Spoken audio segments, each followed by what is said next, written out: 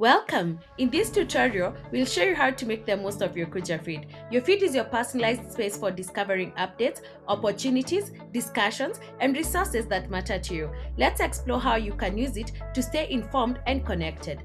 The Kuja feed brings together content from across the platform in one place, making it easy to keep up with the latest activities from your network and the wider Kuja community. On recent discussions, browse recent discussions from forums you've joined or topics that may interest you. In matters newest grants, keep an eye on newly published funding opportunities that match your interests. On organizations and members, see updates from organizations and members across the Kuja community. Stay informed about conversations and activities happening within your network. Remember, your feed becomes even more relevant as you complete your profile. Select your focus areas, join forums, and connect with other members. The more you engage with Kuja, the more personalized your experience becomes. Congratulations! You now know how to make the most of your Kuja feed.